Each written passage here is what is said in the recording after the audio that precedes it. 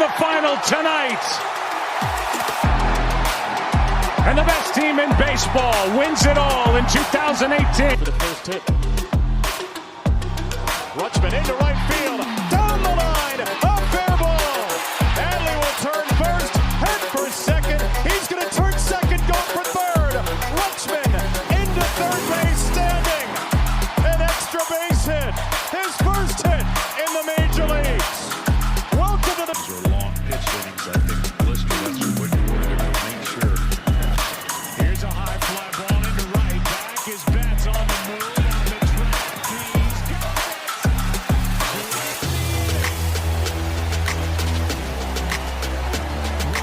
Catch by Mookie Betts.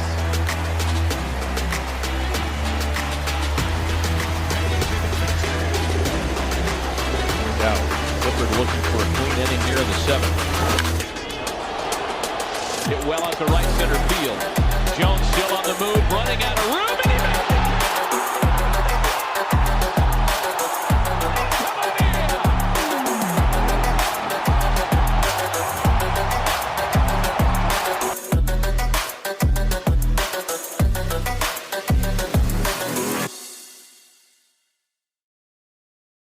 Hello, everyone, and welcome back to Beyond the Ballpark. As always, I'm your host, Patrick Moran, alongside Brendan Cunningham. In today's episode, we got a good one. 5 bold predictions for 2025. This is according to the Washington Post. Now they put in some bold predictions, hot takes, preseason. So it is early enough where we can still get this in. As the season is basically a baby, it's very young. So yeah, this should be a good one. Some raw thoughts. Won't be as long too, so definitely easier to listen to if you're listening to this. But first, Brendan, how are you feeling? Baseball is back. Red Sox coming off a series loss in Texas, but we're back in the swing of things. It feels good. Yeah, I mean, a little disappointing. Red Sox couldn't get a win in their first series, but there's a lot of games left, and I'm happy they're back. What about you? Yeah, for sure. The Orioles split the series in Toronto, and it would be nice to win it. But you kind of just put that all aside, and you're happy that baseball is indeed back. But I forgot about this. How do you feel about the Yankees situation right now with their thick barrel bats? I mean, I think they found something here. I mean, the results are definitely there. If on every other team, we're ordering those bats immediately. Because I mean, 8 home runs in a game. That seems a little. I don't know. I think it's definitely the bats are helping. And then, yeah, I mean, they routed the Milwaukee Brewers 20-9. They put a beating on former Yankee Nestor Cortez. On the flip side of that, of being proactive, and every team kind of taking advantage of this now, because technically it is legal. Do you think there could be any sort of investigation about this? And could it be illegalized, in your opinion? You could definitely see it being illegal. But right now it's not. So we'll take advantage of it. But it could definitely sway some stats that you might not want. So I could definitely see them making that illegal in the next season. Yeah, but it could become illegal, which is kind of the big thing. I feel like something could happen where it's just becoming too big of an issue, and enough teams are complaining where they have to kind of fully investigate and maybe ban the bats. But for now, it's definitely interesting how when you read the rules, it is legal. So we already got some kind of hot stove activity early in the season with the whole bat situation. But that's not in the bold predictions. Let's get straight into those. So yeah, we'll go through these 5, and then Brendan and I will buy or sell these takes, whether we agree with it or disagree with it. So yeah, first one, the headline is, even with big arms, Rays will miss the playoffs, and it talks about how the Rays have one of the best starting rotation groups in Major League Baseball. Like, they're not, I mean, obviously the Dodgers is the best by far. But if you kind of exclude the Dodgers because they're in their own stratosphere and planet, Tampa's right up there. I mean, we talk about Seattle a lot. Maybe a little bit of like the Braves. I can't really think of any off the top of my head. Kansas City's gotten some love. Philly certainly up there. But Tampa, yeah, it's interesting because they have a lot of guys coming off of injury. They did move Jeffrey Springs this offseason, but they still have a great group, very deep group. Shane McClanahan is there. And they have some younger arms like a Ryan Pepio and a Taj Bradley. They have some kind of skimming through this article. Drew Rasmussen, he's a really good arm. Zach Littell, kind of a back end type of guy, who could bring some intrigue. If there are any names you can think of, you can bring them up. But yeah, I mean, this group is still very good, and they're kind of just talking about how it could be right up there with the best, but Tampa could miss the playoffs. They could be in fifth place. They could be in last place. Do you agree or disagree? Do you buy or sell? I think I'm definitely buying this. I mean, I think both of us had the Rays finishing last place, fourth place, in our predictions for the season. So, I mean, yeah, the pitching is where it is, but I don't know about the offense, especially in a division like the AL East, which is stacked with the Red Sox, Orioles, and Yankees, and the Blue Jays aren't too bad. It's just gonna be hard for this Rays team, to win games. I know that's kind of been their thing, just kind of under the radar guys, and somehow they find out a way to win. But it didn't work last season. I know there was guys injured last season, guys coming back, like you said. But I think I'm definitely buying this. Like I said, offense is too weak and the division is too strong. Yeah, I'm definitely gonna have to buy. Looking at my predictions here, I had the Rays finishing in last. I don't know if you did. I'm pretty sure you did. But I totally agree. I mean, the Rays have a really good core here with the starting pitching that can keep them in a lot of ball games. I don't know if the offense is gonna match that, but certainly a reasonable take. I mean, it's gonna be hard for the Rays to hurdle a lot of teams in the AL East. It's kind of between them and the Blue Jays for last place. Obviously the Blue Jays kind of made a conscious effort to spend a little bit. Rays don't normally do that, and especially this offseason with kind of shifting stadiums, a little bit tougher. But yeah, I mean, this is totally reasonable. I just want to ask you this and kind of add a new wrinkle. I think maybe some of these arms could get traded. In kind of Rays fashion. What do you think about that?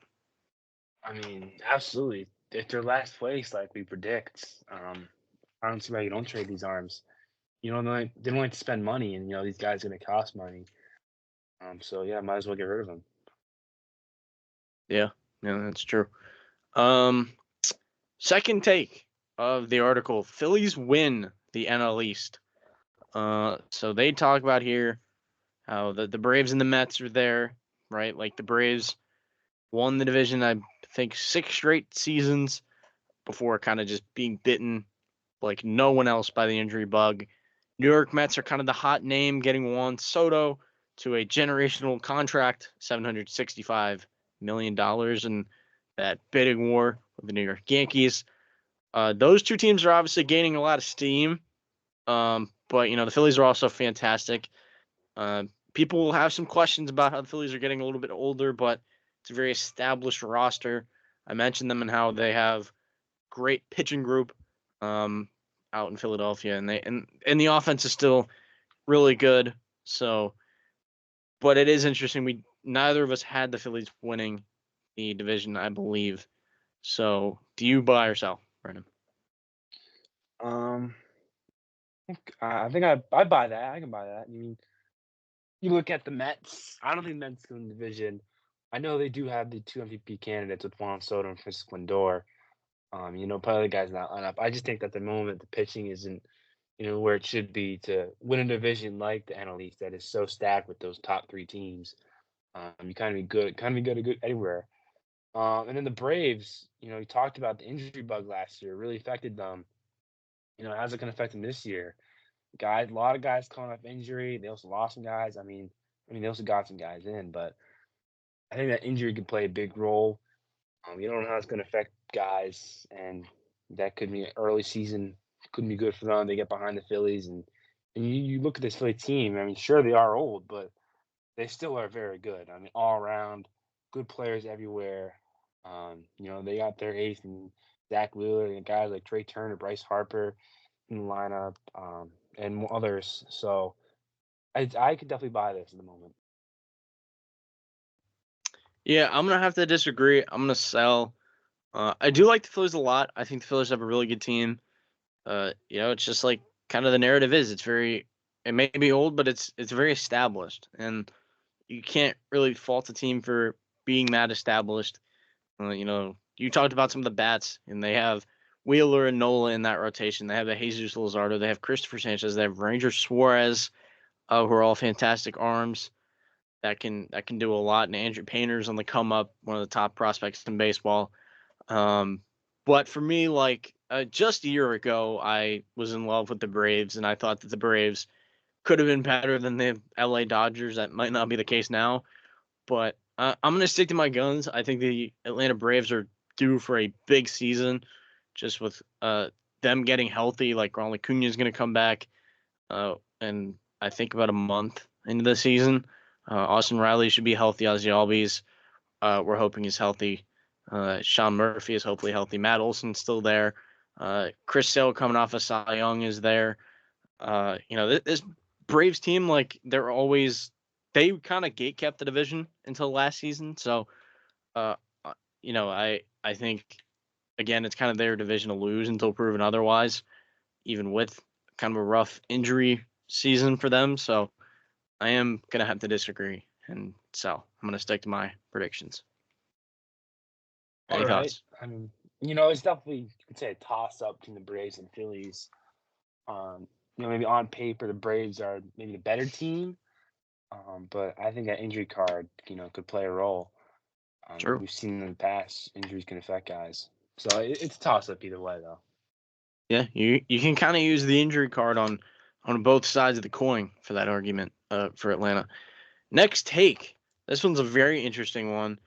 The 2023 pennant winners will return to form. Um, yeah, I mean, for me, the half of this is very true because I think the Diamondbacks are amazing. But yeah, it's basically the D-backs and the Rangers. They were in the 2023 World Series. Rangers won that in 5. I had the Diamondbacks winning it all this season. I don't think I had the Rangers in the playoffs. They're probably just missed for me. Or no, wait, I did have the Rangers in the playoffs. I put them in as my 6th seed. And I had them losing to Cleveland in the wild card round. Yeah, I mean these teams are definitely dangerous in their divisions, right? The Diamondbacks didn't really change much. They had a slow start last season, picked it up, just unfortunately missed the playoffs, and then Rangers kind of the World Series hangover narrative, guys not being healthy. But the Rangers are back. They're getting Jacob deGrom back. That's huge. The Diamondbacks added Corbin Burns. That's also huge. Uh, that's a very reasonable take overall. But Brian, what are your thoughts? I think I'm going to sell this one. Mm. I mean, yeah, form you mean making the World Series again? Is that what they're saying here? Uh, I think it's just like a conversation of being competitive again and making the playoffs and maybe even possibly a deep run. I mean, actually, I'm a flipper. I think I can buy that. I mean, for the Rangers, I mean, you talked about guys coming back and stuff like that. And AL is a weak league right now.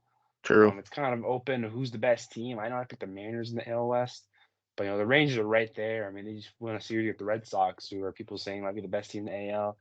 It's a lot of questions on who is the king in the AL right now, and then it's basically whoever makes the playoffs. Gets hot, and it could be the Rangers. They have a good team. I could see them doing it. Could they make the World Series? I mean, I could see it. It's not crazy. It's just I think it's a weak AL, so that could definitely happen.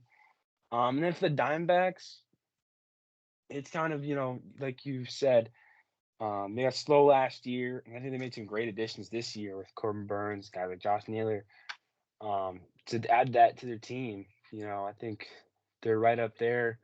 They're not going to win the NL West, obviously the Dodgers, but they're right there at second place. And then maybe the teams in the NL East are maybe better than them, but they're right there at the top spot. I mean, I don't know if I could see them making a World Series run just because teams like the Dodgers, Phillies, Braves. But I can definitely see them making the playoffs and maybe winning a series. Because they are a good team. Yeah, yeah, I agree. I think I'll also buy. I mean, like I said in my predictions, I had both these teams making the playoffs.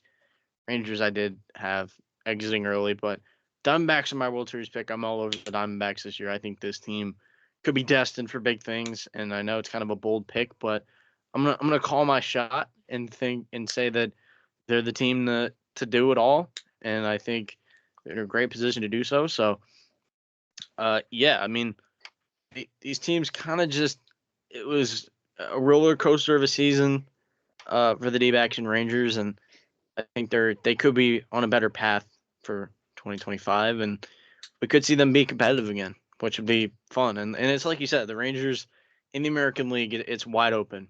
If anyone who wants it can seize it in the American League, so it'll be interesting to see what the 2023 World Series champions could do on that front. Move on to the fourth take. The AL Central will look like the Wild West. That is certainly true in some aspects, right? You have the White Sox, who are horrible, respectfully. White Sox fans, shout out to you listening out there. I love Chicago, but your team is not that good. Saw them in person last summer, and they're bad. But I mean, all these other teams, like I think you could make an argument for winning the division. Tigers got hot last year. They were the Cinderella story. They were the fan favorite. Royals got there on the back of a fan favorite player, Bobby Witt Jr., kind of dragging them there into the postseason. They won a postseason series just like the Tigers. They did get knocked out in the division series, but a little bit expected just with the youth on those two squads. Cleveland won the division, but it seems like they can get a bit lucky with the guard ball. Yeah, their manager is also fantastic, and who knows if their strength in the bullpen can replicate it. It is the most volatile position in baseball. And the Twins are just such an injury prone team. It's kind of sad because they could be really good, and I think they could kind of be a lockdown division winner in kind of a weaker field. So, yeah, but it's true. I mean, I think at the end of the day, any of those four teams can have a shot at the division. What do you think, Brennan? I mean, for sure. I mean, it's kind of what we've been seeing for the past few years in the AL Central. It's been a lot of Guardians, but I think now definitely this year it's like you said, Royals, Tigers, Twins. They're all right there. They all have these good teams, maybe with little flaws. Maybe if they're in some other division, they probably wouldn't win it. But them all being here, I could definitely kind of create a Wild West scenario. So I'm not gonna have to buy this one. Yeah. It's definitely interesting. You could definitely see any four team winning this division. Should be exciting. That is exciting. I'm also going to buy. It's going to create some chaos, and I think that could be better for baseball. And it's going to create a better camaraderie, especially with the expanded playoffs. Just kind of all those teams being in the hunt, being kind of clumped together. We'll see who breaks ahead, and that could be a lot of fun. I obviously think the Twins. I forget who you picked in your predictions to I win. picked the Guardians. Wait, did I? Okay, yeah. Guardians makes sense because they just won the division. Who did I pick? Oh, I did pick the Guardians. I picked the Twins second, and I had them making the playoffs. Um, yeah. I mean, I think for me, like Guardians, it's kind of their division to lose, just because of their philosophy and their fundamentally sound approach. But yeah, we'll see what these teams can do. And the last take is a player take, and this one is a very emotional conversation surrounding this player. Mike Trout will be the American League MVP. It's probably the boldest prediction on this list. But certainly a touchy subject with Mike Trout. He's not been able Oh to man, stay healthy, unfortunately. We really want him to, but how many years has it been? I mean, 2019 last one. he hasn't played a full season since 2019. Is that correct? I mean, I forget what he did in 21. He hit that year with 40 home runs. Yeah, I don't know. Was that a full season? I don't even know. I don't Spotty. remember. It's been spotty since 2019. He hasn't done it. After all, Trout has played 130 games or more in just 7 of the 12 full seasons since he established himself as a regular. He hasn't done it once since 2019. Okay, so yeah, I mean, Mike Trout's he's going to be in a new position. He's going to be playing right field, and that's a whole new wrinkle for him. He's not going to be kind of burning himself out in center field, taking on the rigors of that position, as this article says. But I mean, Mike Trout, he's still Mike Trout, and we're never going to doubt the talent of Mike Trout.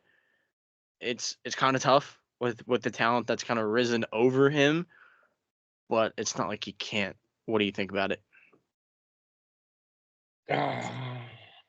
I want to buy it.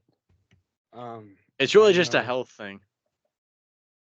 it is absolutely a health thing because we've Yeah, seen, when he plays. I mean, you look at 2022, he only played 119 games and he still came in 8th in MVP voting. I that's mean, that's crazy. how good this guy is. He's just, if he plays, he's one of the best.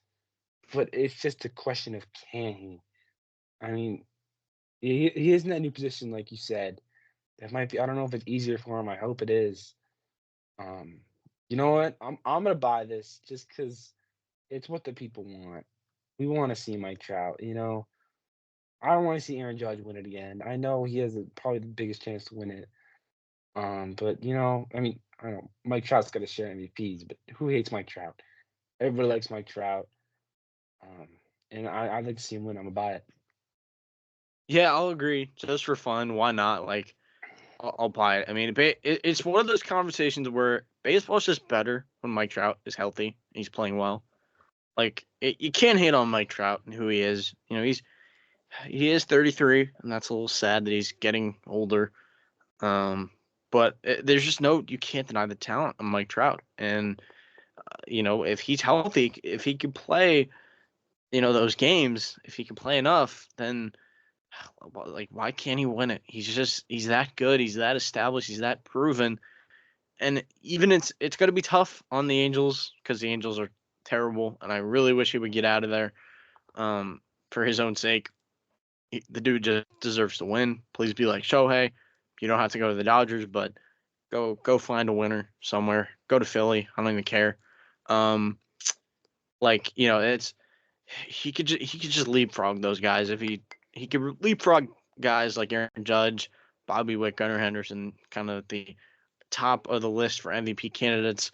Like it's just Mike Trout, and we all want to see Mike Trout succeed. So yeah, I mean, I just pray. I pray that Mike Trout can be healthy. I just want to see the dude play. Yeah, I mean, it's definitely been hard to see him climb down those rankings you see every year. He used to be that solid spot number one. I mean, when you asked who's the best player in baseball, it was always Mike Trout. Now, not so much. So, we'd all like to see him back there. Yeah, for sure. So that's gonna do it. Pretty short episode today. Were there any headlines that you saw that you wanted to bring up by any chance? Oh, I'm headlines I saw. trying to think of the headlines. Oh, So we I talked saw about, that the Marlins they walked off their first 3 wins of the season. It's kind of crazy. really? Yeah. So what, are the Marlins 3-0 right now, or they're 3-1? Let me see. Honestly, forget.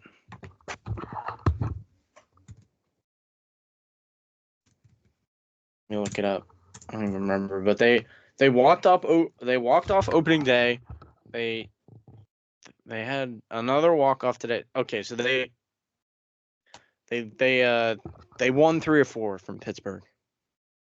Oh, okay. Yeah. That's okay. Okay, Marlins. How about the Marlins, man? That's good to see. Could we do some quick players of the week? Players of the week. Oh yeah, I forgot about players of the week. Short I week. mean, it's not really a week, All right. Do we? but We don't do it. we'll do some players of the week. I forgot about that. We can bring that back. I'm just thinking off the top of my head. I mean, Aaron Judge. Aaron Judge. I mean, got Aaron Judge. Yeah, I mean, we talked about the Thickums barrels. I mean, Aaron Judge is going crazy with those barrels. It's got Aaron Judge. Yeah. Pitchers. pitchers. I don't even know who pitched a good opening day.